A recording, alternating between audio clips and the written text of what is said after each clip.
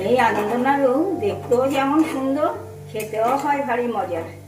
ওপর থেকে দেখতে শক্ত মুচমুচে, কিন্তু ভেতরটা তেমনি নরম।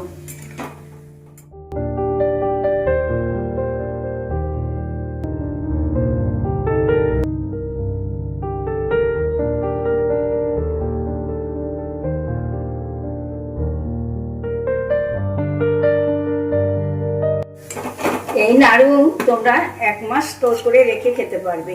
বন্ধুরা, তোমরা সবাই ভালো আছো তো? তাহলে চলো আজকে খুব সহজ পদ্ধতিতে আনন্দ নাড়ুর রেসিপিটা তোমাদের শিখিয়ে দিই। আনন্দ নাড়ু তৈরি করার জন্য নিয়ে নিয়েছি একটা বড় পাত্র। তার মধ্যে নিয়ে নিচ্ছি এইরকম 1 বাটি নারকেল কোড়া।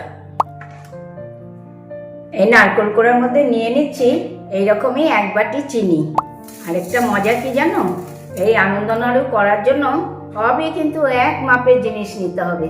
এবার আমি এটাকে হাত দিয়ে মেখে 10 মিনিট মতো রেস্টে রেখে দেব।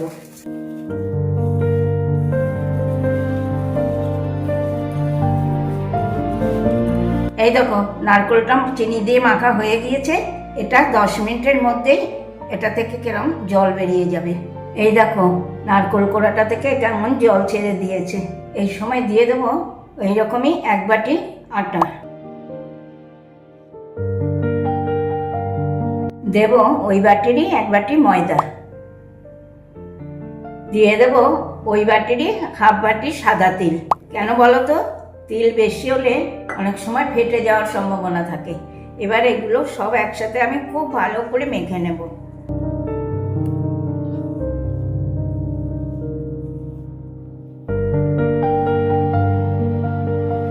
এবার আমি অল্প অল্প করে জল দিয়ে আরো ভালো করে মেখে নেব। মাখাটা কিন্তু শক্ত হবে, সেই জন্য খুব অল্প অল্প জল দিয়ে এরকমভাবে করতে হবে, একবারে জল দেওয়া যাবে না।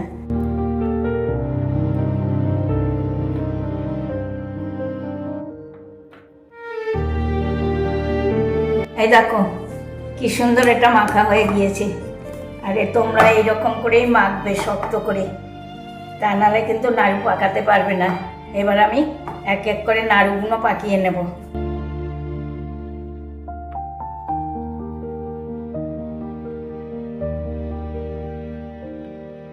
এই দেখো, নাড়ুগুলো সব পাকানো হয়ে গিয়েছে।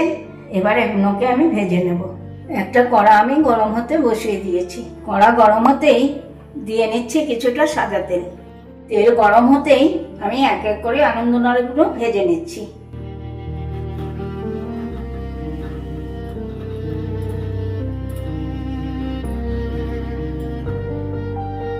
এইভাবে উল্টে পাল্টে লাল লাল করে নাড়ুগুলো তোমরা ভেজে নেবে।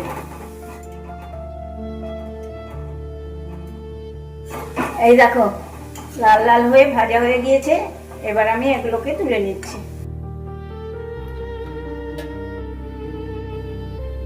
এইভাবে আমি এক এক করে সব নাড়ুগুলোই ভেজে নিচ্ছি।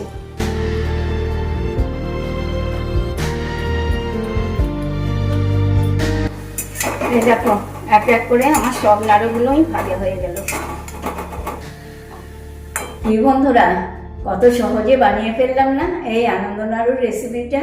তোমাদের ভালো লেগেছে তো? যদি ভালো লেগে থাকে তাহলে ফেসবুক, ইউটিউবে একটা লাইক, একটু কমেন্ট করে আমাকে জানিও। সঙ্গে শেয়ারও করা চাই, কিন্তু ভুলে যাওনি নিশ্চয়ই মুখার্জি কিচেন। তাহলে আজকে আসি, টাটা, বাই বাই। তোমরা সবাই ভালো থেকো, সুস্থ থেকো। নেক্সট দিন আবার চলে আসবো নতুন নতুন রেসিপি নিয়ে।